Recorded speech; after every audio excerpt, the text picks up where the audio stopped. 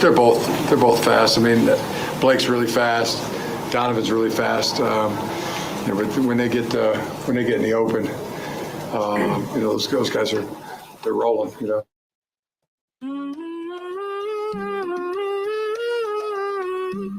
Well, good afternoon, everybody.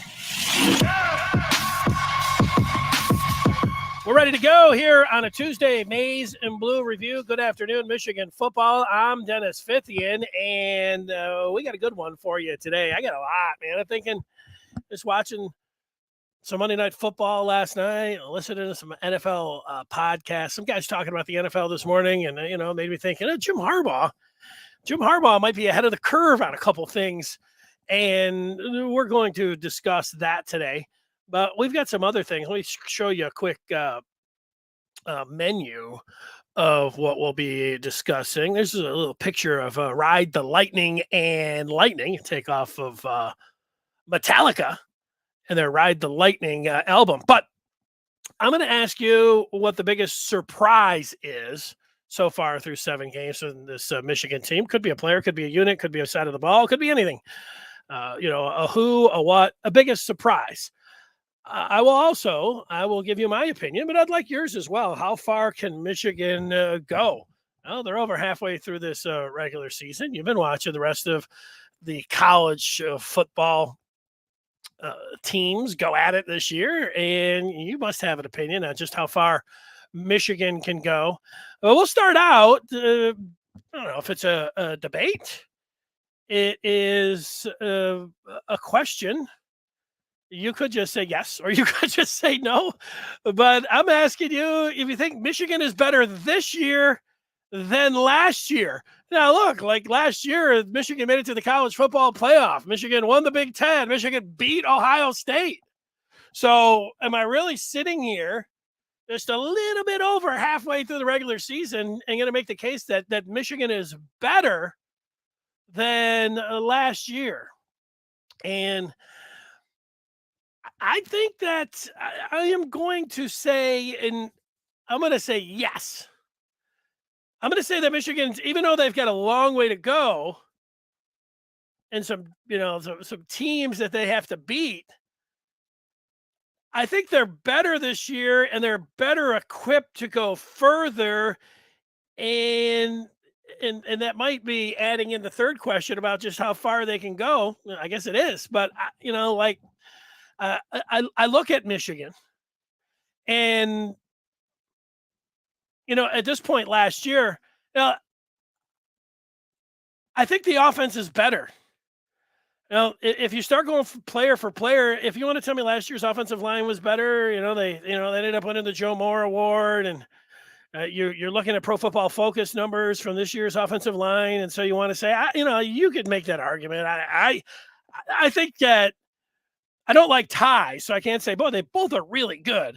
So, but I see Oluwatimi, and I just am thinking about how they handled the Penn State defensive line this past week and how they manhandled them, and how on the 2 67 and 61-yard runs that the offensive line blew the hole open. I mean, the hole out there, you say this a lot, like, I could have gained 5 or 10 yards. I don't think I could have taken it to the house, but I think I could have driven a Mack truck through those holes that Blake Corum and that Donovan Edwards, that Lightning took it to the house on.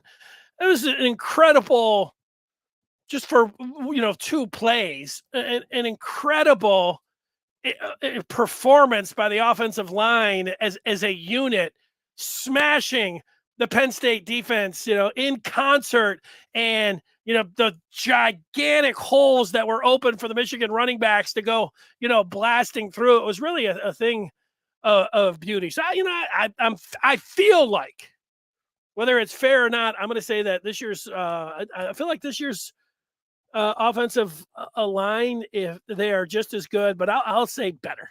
I'm going to say better. The wide receivers, Michigan, they added Ronnie Bell, and this could get to where the offense overall and the offensive line, I was reading the transcript of Jim Harbaugh and the radio show he did last night, and he was talking about, what he liked, not a surprise. He really liked the performance. He liked the overall performance, but he really liked the performance of the offensive line individually and as a group. And then he mentioned that how well the wide receivers, and we have talked about it this year. And, that's one of those things. I mean, you're a big time diehard Michigan fan.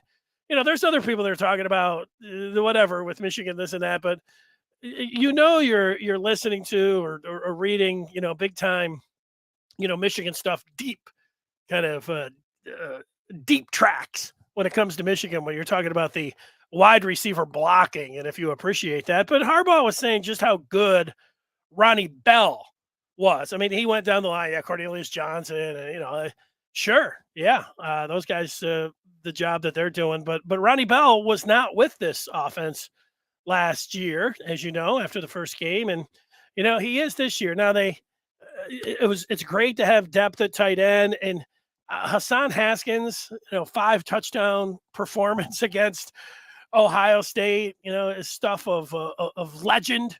And Cade McNamara being able to navigate when Michigan has been 17 years, prior, since they had won, 2004, since they had won a Big Ten championship. So it's not, I want to give that team full respect for what they were able to do. And yet I think this offense, you just have to look at the last game at the quarterback position with J.J. McCarthy. And I know he's not perfect, and I know he's not the best in the country, but yet he's good, and there's a lot to like about him, but his ability to run the ball is, it doesn't take me or, some, football savant or anything to say that it brings an extra dimension. It helps out the running game because you have to commit, even if it's a tick when you're handing off the ball right at that mesh point, you got to respect J.J. McCarthy. And if you don't, because he'll go flying past you, and he'll be, taking it into your secondary. They're going to have to drag him down. So, ignore him at your own risk. It's just the extra element that he brings. I think the offense, I'm going to say clearly, they're better. They're better than last year's offense. Now, a defense, does Michigan have one single difference maker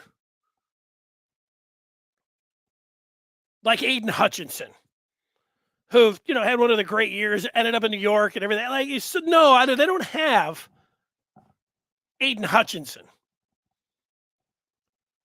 But the way Mike Morris is coming on, and you go down the list, and there's a few. Can I say that the combination of Mike Morris and Jalen Harrell and Yabi Oki, can I say the group of them together, they bring the ability to get to the quarterback in the pass rush and the tackles for loss. Hutchinson and Jabo were better. Hutchinson and Jabo were the best, tandems in college football history. So, sitting over here 7 games through, no, I'm not saying, no, it's Michigan this year in 2022. No, the ability, the difference-making ability. And remember, Hutchinson, late in the season, against Penn State, he was great. This is why he ended up getting invited to New York. And oh, by the way, that's why K9, that State fans, are all puffing out their chest this week, because he had, a nice real debut as he took over the Seattle backfield. And, they're puffing out their chest and still saying, K9 should have been in New York. No, he shouldn't have been. He was the leader, Kenneth Walker III was, after the Michigan game last year in his 5 touchdown performance. I had him number 1, numero uno on the Heisman list. But then each and every week, he started going like this. And I'm making a for those just listening on the podcast. What's up, Jackal? I got the down arrow. And Hutchinson, meanwhile, against Penn State and Ohio State, he had one of the single great defensive performances with the pressures and the sacks and the TFLs that you can have. And what the later in the season, what's the cliche that holds true in college football? Go all the way back in '97. Even when I heard it in '97, I'm like, well, that's cliche, but it's true. And I remember him saying it about Charles Woodson, and it might have been right after his punt return for a touchdown. Big players make big plays and big games. I mean, that's what it's about, and against your rival. And unfortunately for K9, it was the last day of October, or the second from last day from October. And then he had to go through all of November when other teams were playing against their rivals. And, Michigan was playing against their biggest rival. And when Kenneth Walker had that bright light on him and he had a chance to solidify, not only go to New York, but, put himself right in there like, hey, maybe this guy can win it. Go down to Ohio State, run wild against the Buckeyes, and you could win the Heisman. Meanwhile, he ran for like 20 yards and got dinged up. He lost the Heisman. That's how it works. It is a popularity contest. And he wasn't very popular that day. So, I've always, I was keeping track of that myself. And every time I see that, Michigan State fans, they love, it's a hill that they will die on forever. I think I'll be 100 years old and I'll still see like these Spartan fans on Twitter. K9 deserved to go to New York. All right. Get over it. You're 100 years old. K9 did not deserve, but that's the way it works in college football. All right. Let's stay on point here. And so I feel like the defense, where the defense is better than last year? So they couldn't get to the quarterback. And I'm going to look, maybe some of the people in the feedback have already made this point. The defense is better against the run. They put that run wall up at defensive tackle the way Mozzie Smith is playing. The way, and it's an unheralded position to begin with, underrated position. The way Chris Jenkins is playing, the tandem in the middle. They have done a good job against the run. And, I think as much as I liked the defense last year for Michigan, they gave up 29 points in the second half against Nebraska. Michigan hung on and won that game. If they didn't, they would have been tarred and feathered. They did get tarred and feathered for the performance against Michigan State, talking about the defense. How many points did they give up against the Spartans? 40? 37? That's a hell of a lot of points. So I think overall, the run defense, and maybe the pass, just not the ability, but they're not too shabby. I mean, that's the thing. They're not too shabby with their pass rush and the different guys that they have the ability to throw at you. They don't have that one single or maybe the tandem of Ajabo and Hutchinson. But overall, with the run defense and the way that the secondary looks, and so the linebackers, they don't have Ross. They lost him to graduation, and the Kai-Hill Green is injured, and so last year they had to play a true freshman in Junior Colson, and Junior Colson played a good game against Penn State last week, and so now they got a true freshman and Jimmy Rolder in there. But the part about you'll say, well, see, this isn't today's the day where we're not saying, we'll see. We're asking, is it better? Better against the run. And I'm going to say overall better. If Michigan goes out there and gives up, Michigan State's not even close to the team they were last year. They don't have anybody like K9. But if they score 30 points on Michigan, I might be sitting here in 2 weeks, even if Michigan wins, saying, that defense. Maybe I was a little bit quick, to talk about them in totality of being a better defense than last year. But right now, I feel like that. And so I think that this is a better Michigan team. Now, being the better team doesn't always mean that you're going to win and, do what you did last year. It's coming up in big moments and making the big plays. Like Michigan could give up 29 points in the second half to Michigan State, but if they made the key play and ended up winning the game, it's not all that matters because you'd be like, whoa, that was a harrowing experience, but you get my point there. I want to see where the people are at with this single question. And if you're just joining me, the question is Michigan better this year than last year? That's the question. Let's go to the feedback. And we start out with Jason, who says, it's a very pleasant message from Jason. He says, "Good afternoon, everyone. I hope this message finds you and your families doing well." Thank you, Jason. It's a big day here at the Fithian household with some job news, and so that this message actually finds me comforted by you. Thank you. The captain. What sort of trick plays is Tuck brewing for his 17th, fourth and long conversation, do you think, Dennis? Well, Saturday was amazing. I was sitting there and like everyone else in the world, and I was watching Alabama and Tennessee, but I would hit that last button, and it went to Michigan State and Wisconsin. And Michigan State was playing street ball at the end of the game where, they're in field goal range. They've got an opportunity, and yet they've got no timeouts. And they're over there throwing the ball, like, not towards the sideline where you get out of bounds, but just really throwing, I don't know, what was it, like a 5-yard, maybe even it was about a 5-yard bubble screen behind the line. Whoa, no timeouts. What if he gets tackled? Right there, which is exactly what happened. You're not going to get a chance to get that field goal off. It was such a Keystone Cop type situation.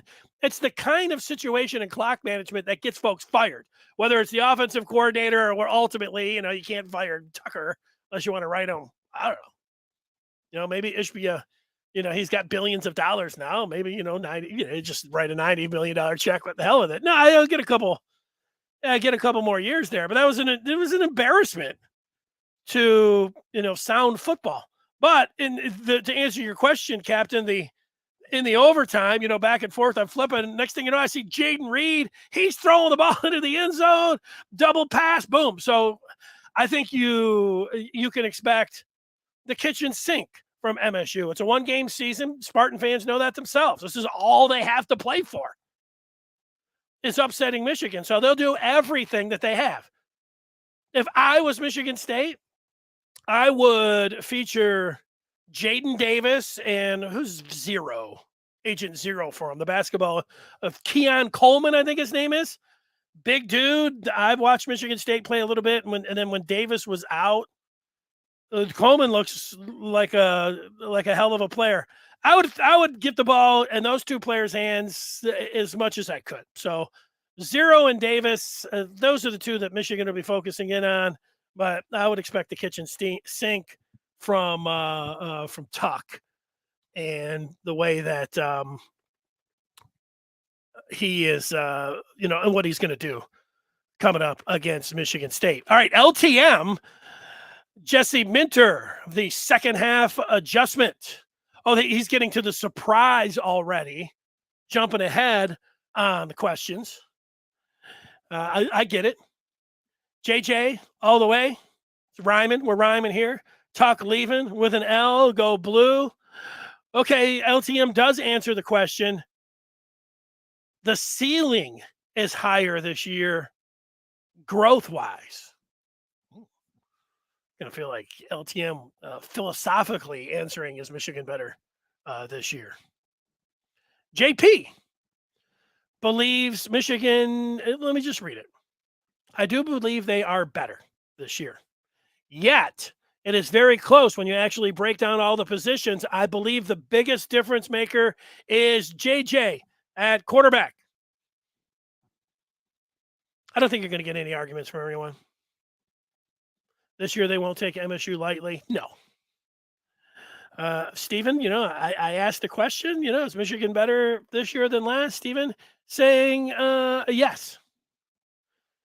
Jam City, a lot of the people using the, Tuck coming, Tuck leaving, type things. I get it. It's all right. It's very appropriate this week and next week. I'm with you.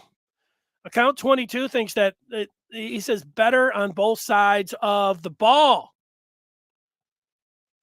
Now, this is going a little bit overboard. Richard saying that he told his brother-in-law that he could have even gotten 4 or 5 yards against Penn State on that 67 and 61-yard runs from Lightning in the second half. Now, come on, Richard. I agree. You know what? It would be interesting if we could have had Richard in the backfield with the same offensive line room and just how many yards that Richard would have been able to get. I think it sounds like an exaggeration, Richard, but I think you could have gotten 4 or 5 as well. I love my computer that I use for this show. And I don't know how many times I know I've done a show every day, weekday since November 1st, since we started here at the Maize and Blue Review doing this podcast at 1 o'clock. July 4th, I took off, but every other day I've been on. But only 1 or 2 times have I had my mouse where my little indicator, sometimes where you can't control it. It's all going all over the place and it's up and down and everything. Today is one of those days. So just the second time ever. But I could still get the questions up. And let me read some more. Steven says, it'd be nice to get the wide receivers a few more catches in the end zone. I think that would be nice. I think it would be nice to get some downfield passing. I think it would be nice to see JJ, hit take the top off the defense. I mean, these are things that I have repeated. Sorry for, somebody else like that repetition so much, but I think that's true.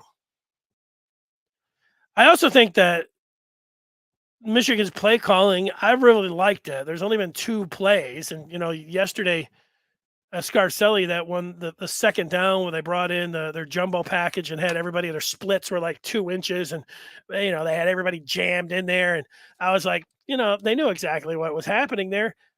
Sometimes Michigan doesn't care. They tell you. It's called, back in the day, I don't know, but, they used to call it Lloyd ball, Hulk ball, man ball when they start calling it, because Hulk would say, we're going to run the ball. We don't care who's up there. We're going to run it.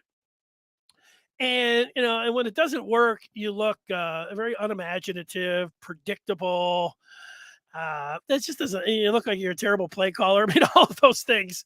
And even last week when Michigan had to set over their 2 field goals, people were like, this team doesn't know what they're doing with their play calling in the red zone. I went back and looked at it and like, I liked all of the calls and they showed great imagination. It didn't work.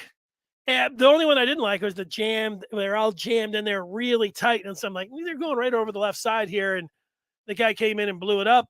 Scar's like, if the tight end goes in there and blocks them the right way, they get a great chance, to win that down and get a touchdown. So, the play calling, for my purposes, and a lot of times, if it works, it's a good call. And if it doesn't, you get criticized. I mean, there is part of that, even in but as long as it reminds me of Michigan State pandemic 2020, where Josh Gaddis, I had to listen to Josh Gaddis, the week after that. And Josh Gaddis played the card that I just played. He said, if it works, it's great. If it doesn't, everybody's going to jump on me. He's like, I understand that, as a play caller. But I didn't like the whole design of the play. Sure, the execution sucked. And then I saw some like Michigan fan guys that do like, film analysis saying, yeah, if you get a block here and a block here, sure. Almost any play, every play that you come up with works if you put a hat on a hat and you're able to try, so there is a defense out there. But I didn't like the response from Gaddis because he's, the pure geometry of the shuffle pass forward that they tried with Haskins in 2020 against Michigan State. I never liked it from the beginning. If you're going to run a wildcat, what do we all know about the wildcat? It works when you have somebody that has the threat of throwing the ball. And so when you roll out, who started it? That left-hander from LSU for the Dolphins. Was it Ronnie Brown? And he was a left southpaw, and he'd go running. He did it against the Patriots. It's Belichick. And then he would throw, and it's like, whoa, this is incredible. Throwing the ball, it's like an entry pass in basketball. Once in a while, you see a guy up at the top of the key, you throw it into the center, a little lollipop pass, and he ends up getting it. But you know what coaches always tell you, watching enough of these coaches? It's angles. Throw it over to the wing, and you get that bounce pass in there, to the center. That's the way you do it. You have the angle. It's the same thing with passing. The little pop fly from 5 yards, which was really close. How many times do you see a player sitting 5 yards in front of the quarterback and looking to catch a little it doesn't happen because it's a terrible angle. It's not a good idea. It was ill-conceived and equally poorly executed. And then I had to listen to, some of them work, some of you don't. That's the nature of the game. Why I ended up going there, I like complaining about that Wildcat against Michigan State and the explanation for it. I didn't like anything about it. Oh, that was Steven saying that he wanted to get the wide receivers involved a little bit more. Account 22 is saying that they want to send a big message. It will show on the scoreboard to October 29th. Yeah, I think the message for Michigan is that they are focused on winning this game, that they're not, when they're asked about a player, they're not going to say who. Like Jaden Davis is an excellent player. I can say that. And as a fan, you can call him names and, Tuck's leaving for a buyout. You can do all of that as a fan. It's spilled over the years. Former players, the disrespect, for this game, like these guys, we're not taking them seriously. But getting burned on Halloween Day 2020 was one of the most shocking losses in Michigan history. To be a 30-point favorite and get beat by Michigan State in the manner that they did that day still resonates. And then last year, losing 2 in a row. Having a losing record against Michigan State if you're Jim Harbaugh. Michigan has and I don't mean to, bring anybody down, bringing up like the facts. But those are the facts. And what it means, I think, now is that any of the horse crap or Michigan, even the players, they're going to be really focused in on winning this game and not like they were in some of the past years.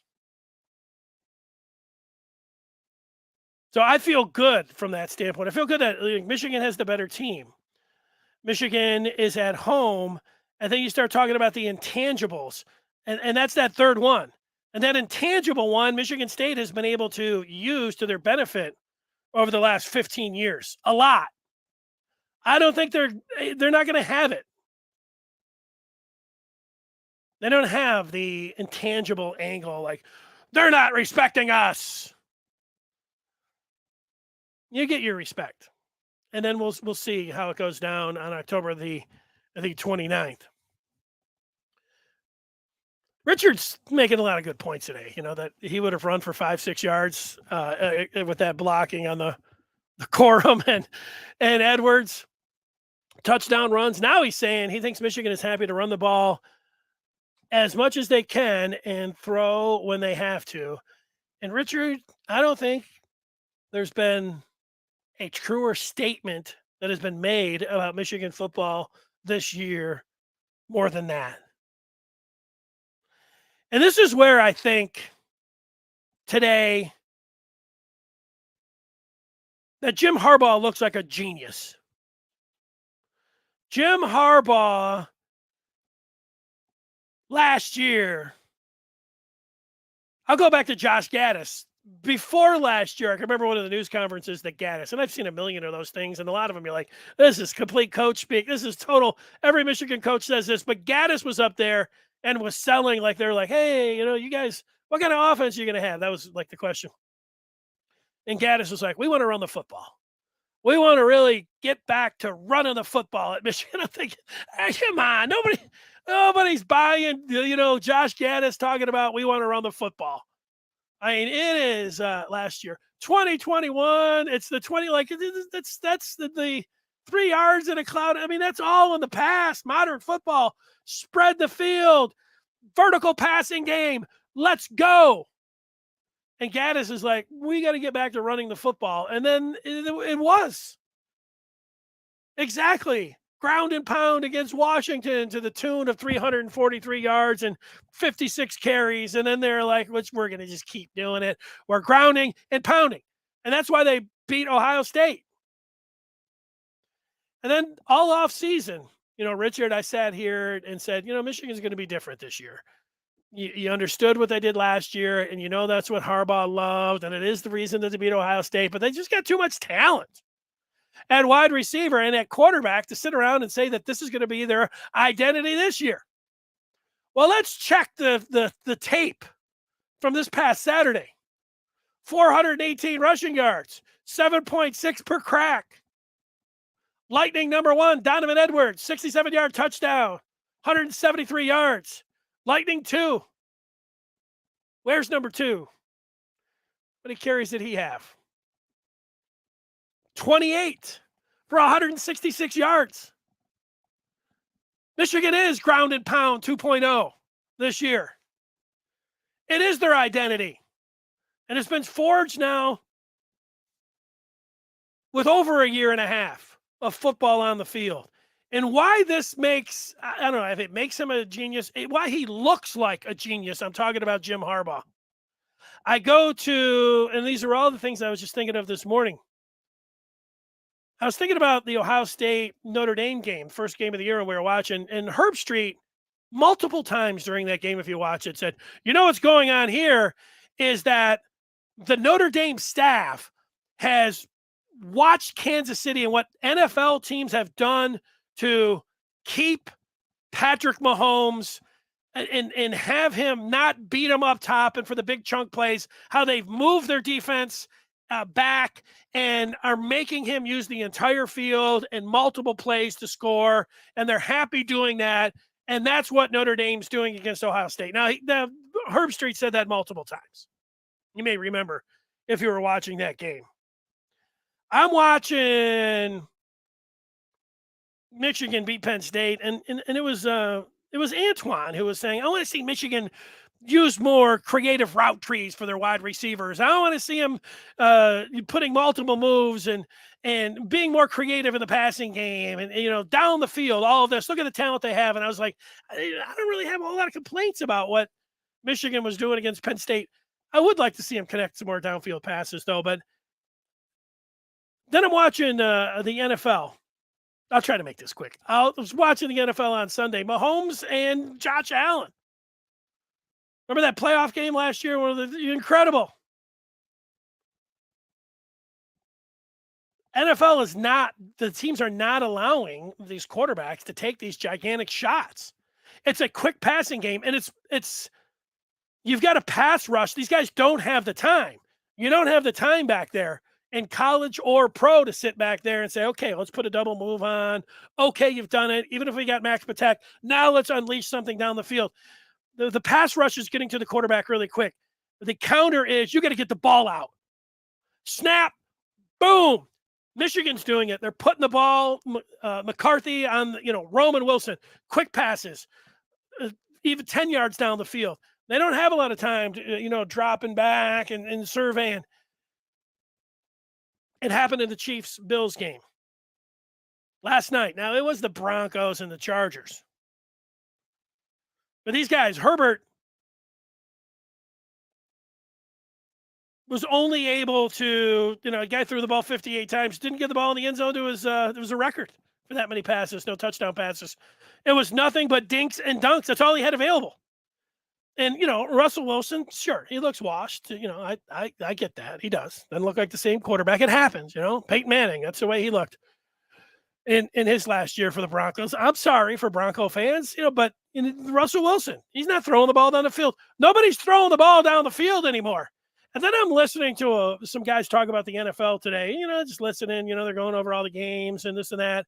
And the one guy's hanging out with a bunch of these fantasy guys and a bunch of NFL analysts, and he says, they were debating, and one of the themes is that scoring is way down in the NFL, and that all teams are playing the Kansas City against Kansas City defense, where they're keeping everybody back and they're allowing passes in front of you, but nothing deep. And then one of the guys says, ball control, running the football, that's the counter to everything, and that's where you're looking at, if you can run the ball, how you just might be, this might be your time. And of course, that made me think of what Jim Harbaugh has been doing and how Jim Harbaugh has set to beat Ohio State and how Michigan might be able to ground and pound their way down to Columbus, to Indianapolis, to the college football playoff, and maybe all the way.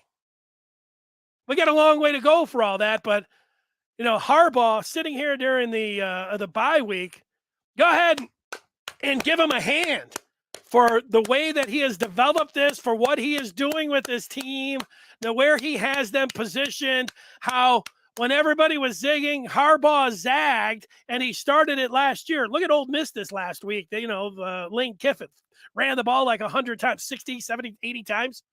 That's not Ole Miss. That's not Lane Kiffin. He's looking and he's like, Harbaugh might know what he's doing here.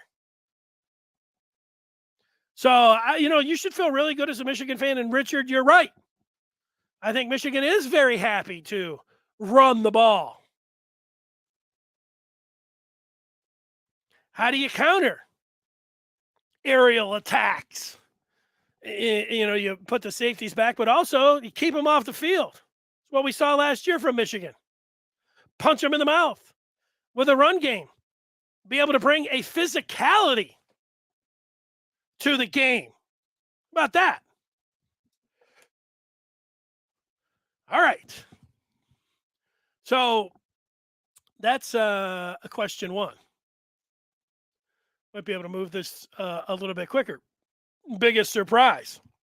But he said Jesse Minter and his halftime adjustment. I talked about it a little bit here. But how about Michigan maintaining its identity of being the ground and pound, of being a football team from the 70s with 2022 concepts, of saying we're going to win at the line of scrimmage. We're going to run the ball and stop the run. Michigan maintaining its identity, and they're just in, excellent position. And it is surprising to me. That is the biggest surprise. Well, let's take a few more feedbacks that are coming in. Trevor McHugh is saying my laptop is on fire. Maybe everything's flying around. I rebooted it today because at the first 20 seconds of the show, I don't know if anybody watched it or listened yesterday, but sometimes when you do something, you're like, oh, okay, that was the reason that it didn't work, or, you figure it out eventually. I wasn't able to figure out. I'll be interested to see if the first 20 seconds is there today. And if it is, I'll just be like, it just happened. Well, look at McHugh. Give me the thumbs up. Best show. You're the man. McHugh, you're the man. The run defense is way better. The pass defense may be better too, because we're much better in the back end. Account 22 is saying the defense is better, period. Way more organized. Now, Mike McDonald, he's got a championship ring. He did get out-coached up in East Lansing last year with the personnel changes. Couldn't handle it. It was tough. It was tough to watch. That was one of the big points. I mean, the big point of the game was, K9 running up and down the field, and they couldn't stop him. And, Michigan, they had their own Keystone Cop moments where, they were getting caught with their pants down repeatedly, and, all of that. That happened. You're right. McDonald learned from that. Minter Somebody got caught. Was it against Penn State or was it the week before? They got their pants down. They got caught with a substitution issue, but nothing like last year at Michigan State. But we don't talk. I don't talk. Maybe you talk about him. Maybe you guys all sit around saying Minter is an excellent defensive coordinator, and Michigan hasn't missed a beat, and Michigan is lucky to have Jesse Minter, and it's just like having McDonald's 2.0. And the thing about Minter is he learned from McDonald's mistakes, and now he's not making them. And and the proof is in the pudding. Look at where the defense is, and look at how sound they are, and just look how they're performing. Maybe that is how the talk is. That's how Trevor. You look at McHugh when he's writing his stories on the Maize and Blue Review. He's given Minter his props.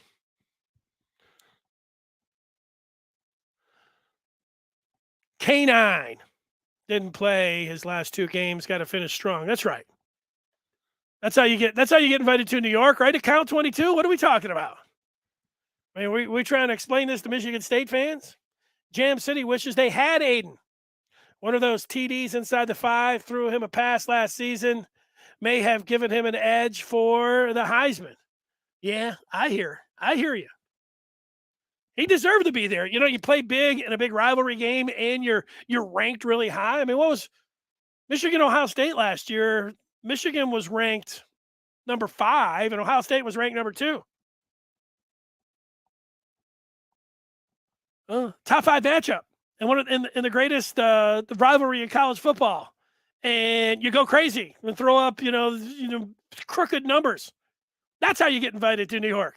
Not going up against Ohio State and stubbing your big toe and rushing for 29 yards and losing by 60 points or whatever they lost by 50. That's how not to get invited to New York. If you're a Spartan dog, in particular, K9. He was I don't like this, and I'm going to say it anyways. He was a little whimpering dog that was left outside in the cold against Ohio State. You're not going to get invited with the big dogs to New York if you come up empty. You got no answer for that one if you're a Michigan State fan. I don't understand why they die on that hill. Be like, this guy was an amazing running back. He was awesome. But you know what? When it came down to the Heisman, he didn't show up against Ohio State. And yeah, he was hurt, but you understand that's going to hurt you. When you get slapped around. How many guys win the Heisman or even get invited when they don't have a really good team?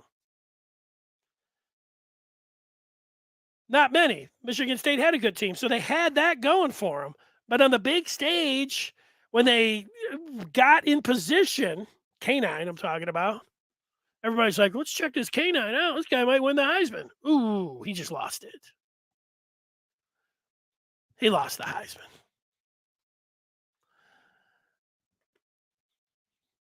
Here's hoping that out of McNamara, Hill-Green, we get at least a third back after the bye week. 2/3 would be fantastic. Oh, he put all in the situation there. I think 3 for 3 ain't going to happen. I don't know. I don't know about if I could pick one, out of that, play that game, I'll play it. Give me Hill-Green. But All's just an incredible player. But I don't hear anything good. But, I'm hopeful. I'd like to see all 3 of them back. Actually, I have heard good things about McNamara, so maybe when I say I hear, what you want to do is, and I think all of you have registered for the Maize and Blue Review. That's free until basketball season. You've done that. I mean, you want to know what's going on with Michigan, everything that's going on, all of the the inside information. With not just this team, but with recruiting, and the same thing with basketball, and just covering Michigan from head to toe. I mean, all of you are registered, right? And you're there. Yeah, you should be. I only sprinkle some of that. Like we like the heavy hitters. You saw Trevor McHugh on there. He's one of them. These guys are giving you the information. So you'll know everything that there is to know if you are registered. Let's see. We've got JS asking me a question. Are there any thoughts on Michigan potentially running a wishbone with Corum, Edwards, and Bredesen?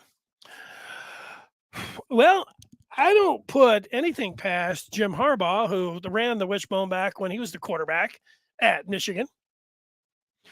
And they are running right now. Last week, Scarcelli put it on the tape yesterday. McHugh probably did when he was doing his tape analysis as well. The play where Michigan was lined up in the pistol and everybody's like, they run the ball every time at the pistol. They didn't run the ball. And yet they had a fullback. They had Bredesen. That's what you're talking about, as an H-back. And then they had Corum in the pistol. And they had Bredesen as a fullback. And then they faked it. I don't know if they faked it to Corum or I think they did. But then JJ rolled out and they shot the ball like 25 yards down the field. Yeah, I think Michigan could put both of those guys back there and have an H-back. Yes. Is that something that I'm, thinking that, boy, I really like to see him do that. I don't know about a fullback. When it comes to old school football, there's Jim Harbaugh, like I said that he looks like a genius right now because of what he's doing here. When it comes down to how to pick up a half yard or a yard or short yardage situations and what might work in the 70s and the 80s and what might work now, Harbaugh knows that stuff. Of course, he lived it. He quarterbacked it, and then he went to the NFL and saw it, and now he's, he might know more than anybody about that kind of stuff. If you wanted to put 5 guys in a room talking about how do we pick up a yard or two in college football, and let's talk about the different ways, how we want to line up with the offensive linemen and, where we're faking and what we're going to do here, and what about adding an extra guy in there? Harbaugh's going to be one of the 5 guys I would pick. I might pick Saban. I might pick Belichick. Who else? I'm picking Harbaugh. Harbaugh's star is bright right now. And his resume is speaking for itself, and it looks good. And yeah, 2 years ago, that was not like what we were talking about, right? Leo thinks Michigan is better, definitely tougher up the middle against the run than last year's D-line. Yeah, the D-line, right? Okay. Trosper says way better this year. Okay. Now, I've got one more question that I wanted to answer, and I want to see where the people are at. Can U of M hang with the big boys? Ooh. Can Michigan hang with the big boys? Let's see. We've got some interesting people entering the chat. I knew this was going to happen. You got some Michigan State fans in there. Estfind something. Sorry, I'm not going to put your trolling tweets about girls in your city from any Spartan fan. Can U of M hang with the big boys? David said Michigan is a big boy. And, not oftentimes that I say this, is that my wife's texting me. Thursday. Oh, wait, I got to push this button. Thursday. Sorry. I'm a big boy. Literally. But Michigan is literally in college football a big boy right now. But who are we talking about? We're talking about Georgia. We're talking about Ohio State. And we're talking about Bama and Tennessee and Clemson. I mean, how many other big boys are there? Are there 5 big boys? Are there 6 big boys? Michigan is a big boy. You're right, David. They are. And I think with Michigan hanging with the big boys and David being right that they are one, and that the confidence gained of being able to do it last year, the whole thing that I go through a lot. I love, you know what? I don't mind going through it again. Beating Ohio State, going to Indianapolis and winning the Big Ten, and getting the experience of going to the college football playoff, and then coming back and having that off season and being able to know what it takes, focusing in this leadership, the way that this team, I know teams look good when they're 7-0, and you hear things like, and it's a good thing to hear. You don't take it for granted when you hear a coach say, you know what, these guys are playing together. Harbaugh repeats a few things over the last 3 or 4 weeks, but I always like to hear him say, and this isn't exactly how he says it, the camaraderie on this team and the focus on this team, that he loves that. And he was responding again. I was just reading on the Maize and Blue Review a transcript of what he had to say on the radio, and he was saying that he didn't know if it was obvious or apparent on the TV just how much these guys have each other's back, and how they're just, and that's an important thing. I know those are intangibles, and I do think, though, that, you show me a 7-0 team, you'll hear a coach say things like that. Show me a team that's struggling, like, I don't know, Michigan State, and you'll hear things like, oh, this guy wants to transfer, and backbiting, and this coach is, and that's the kind of stuff you do. That happens. It's like that in all sports. But Michigan is doing well right now. And the coach says they all get along, and they've got this focus, laser focus. Again, me making up some of that. I don't know if those are his exact words, but it's like that. But watching Alabama, in Tennessee, watching what Tennessee was able to do, am I sitting back thinking that Alabama? I am thinking that Bryce Young is an incredible playmaker and deserves the Heisman Trophy last year, and is one of the great players in college football. There's no questioning that. I mean, he was awesome against Tennessee. Hooker, me talking about it's hard to throw the ball down the field, and Hooker was standing there against Alabama. I don't know how many throws. I'd have to go back, and I think I should go back and watch that game just to see how they did it. There was one, I think it was a 60-yard bomb. I'm watching. Hooker just stands in the back, and he throws it.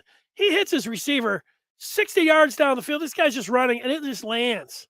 It was, we're talking about, you could run through the hole. Now, I'm not running a 4-4 down the field, but just running there, sometimes it looks as a wide receiver when you're playing with a great quarterback, you have your hands out. The ball just it almost looks like it's just softly, they say dropping it in the bucket or just placing it in your hands. This Hooker has that kind of ability and touch on the ball. So these guys, but that gets us back to Michigan, and can they hang with the big boys?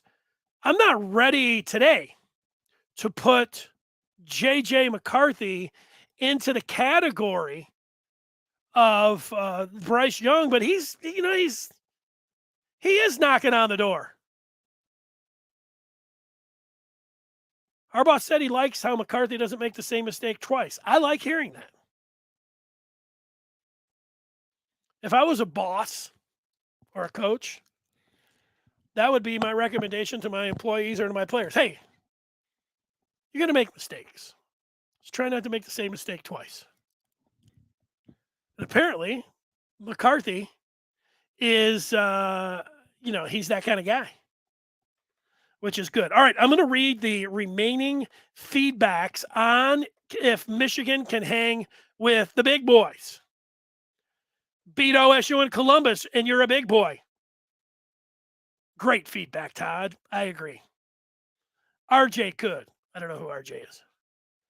Mark, it's unfathomable to me that PSU stopped Auburn and got rocked by Michigan when nothing at all like that versus Maryland and Indiana, except Barnhart and Keegan, 5'6" of the O-line, fully healthy. Richard, he's the feedback star of the day. Everything that he's bringing to the table is spot on. Richard saying, we are already. We got the wife texting in from Jason. Do you remember when our anniversary is, Dennis? Thursday, LOL. That's my mom's birthday, her 80th birthday. So that's an important one. I wanted to make sure that I got that right out there. Luckily for me, Jason, I thought this was a very smart move by me. I got married on my birthday. And people said, well, you're never going to forget your anniversary. And guess what? I never do. They're like, oh, your birthday's next month. Oh, yeah. So's my anniversary. You know, I can remember, my anniversary is that the Pistons, it's June 22nd, they had their draft. And I wanted the Pistons to take Trey Burke. And they took KCP. Now, I wasn't able to, maybe it was the day after my birthday because I was already down on my honeymoon, but I can remember we're at this nice, right by the ocean. I was in St. Augustine, Florida, and they've got these restaurants down on the beach, and we're out there. Sun was going, it was nice. And I said, I'm going up. I'll be back. I just want to check the Pistons. They're on the clock. I'm going to go check. And I go upstairs. There's a bar area. There's a bartender sitting there. And I walk up, and there's a few people standing, but nobody's watching the NBA draft. And I'm like, hey, can we get the NBA draft going here? And for like 5 minutes, it was a tense situation for me. Let's go. Let's make it happen. It didn't happen. But I remember a few other things about that day, but that's one that I remembered. Okay. Major key with OSU, put pressure on Stroud and our secondary's ability to run with their elite wide receivers and avoid pass interference calls. No complaints from me. Dune E. Dunn. I am with you. Oh, okay. Here we are. Mark says RJ Moten. Switching with Barrett and Colson from safety up to linebacker. I'm sorry, Mark. I should have known that. That's my bad. I get marked down. When we review the tape, that's one. If Pro Football Focus was, grading me on that particular, I read that feedback, they're going to go, what's he talking about? He doesn't even know who RJ Moten is. He's the buff. RJ Buff Moten. Number 6. You're not going to remember who that is? So it's a -2. Hurts my overall Pro Football Focus grade. All right. How many more we have? We have 1 million more. I can't read 1 million. But I can take you, can I go an hour on this podcast? Sitting here talking right at this screen? Oh, yeah, I can. I've only got 2 more minutes to do so. Mark, where did hooker come from? I don't know. They've been around. They say that's been the oldest profession in the world. I don't know. Dropped in a bucket. I remember that remark, but not who threw the pass. That was hooker. Handcuffs would have to come off JJ for him to play like Bryce Young's level, Bryce Young's level, which he is more than capable of doing. Well, I said Harbaugh looks like a genius earlier in the show, so I'm not going to sit around and say, they're handcuffing JJ. I thought, was it a mistake? I questioned. The JJ looked so good against Hawaii and UConn, but then against Maryland, They had him running around, and 2 of those plays, like with the chicken with his head cut off, I'll just say it. And, he was fumbling the ball. They recovered it, but everyone's like, "Oh, he recovered it. It's fine." I was like, "This is really alarming." But then he wasn't running the ball. And then they didn't call any, run calls really against Iowa or Indiana. The thought was like, Michigan is, I don't know, you can call it handcuffing, but they are protecting him. And I was thinking, you know, you gotta let a big dog run. You don't get a big dog out there and say, "Hey, let's just prance around here." You get a big dog, you take him off the leash, and you let him fly. And I thought, I'll just say, I thought it was a mistake. But the way McCarthy, he's not running around doing crazy things like he was against Maryland. He learned from it. They coached him up on it. Against Iowa, he's getting out of bounds. Sure, he fumbled on that one where he threw the ball forward. Against Indiana, I didn't care. Out of all those, I didn't care that he forced the ball and got that pick when they were like his first. All the 3 previous fumbles that were all recovered, those were a lot bigger deal to me than throwing the pick in the end zone against IU. But he is getting a little bit better. And then it is the underrated part. Maybe I'll be talking about it every single day because I did yesterday. McCarthy running the ball. And the story of the game was Edwards and Corum and the offensive line and the defensive performance in the second half. I mean, those are the headlines. McCarthy running the ball in those situations. And he looked like everyone. What do you have? 7, 8, 9 runs? All of them. Ooh, first down. Man, big gainer. Blasting ahead, protecting the ball. It all looked really good. And they're bringing him along. I was saying earlier, spoon feeding him. I think now the spoon's a lot bigger for J.J. McCarthy. Man, this is a fun show to do, to sit here and communicate with all of you guys. Count 22s talking about a blew out for the game. I'm all for it. I don't know how all the particulars work because I don't know if it's just a marketing thing or you actually have to run that through the Big Ten. Can you have more than one base out? No, but then can you, switch it up and have a blew out? I don't know the answer to all that. I did see somebody on Twitter mocking up how the stadium would look in a blew out, and it looked pretty sweet. I like all that stuff. So, I like the straight up home uniforms, but they could come out in pink and black, polka dot dresses, and if they smoke Michigan State off the field, I'll get me a pink and polka dot dress and wear it. If that's what they wear, I'm not just going to wear a pink and polka dot dress. If Michigan wins, I'm expecting them to win. I'm saying if they wanted to do that, I don't care. Wouldn't be my first choice. Wouldn't be in my top 100 choices, but win the game. Wear whatever you want. Fans, I'm all for all of that.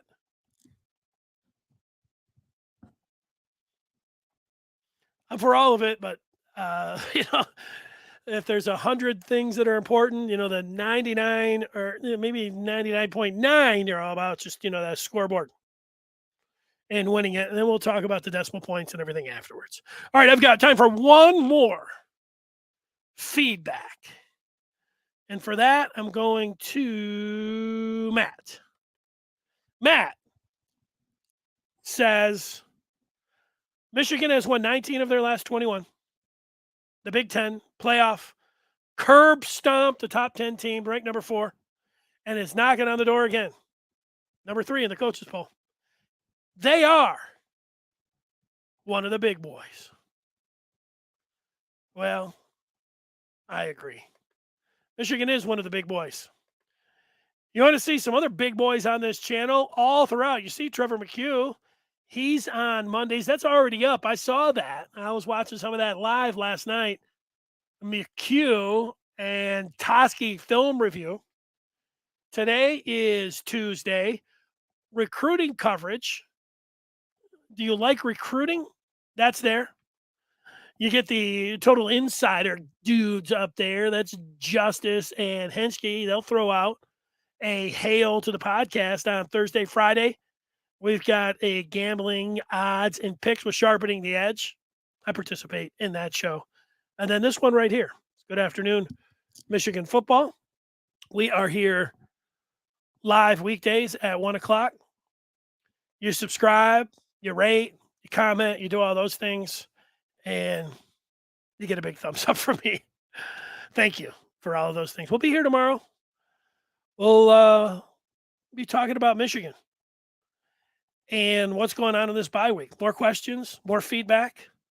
We'll be excited to do all of that. And specifically tomorrow, freshman impact on this year's Michigan football team. Who has had a freshman impact on this team? We'll discuss that tomorrow. Until then, everybody have a great day. Thanks for watching or listening. We'll see you then.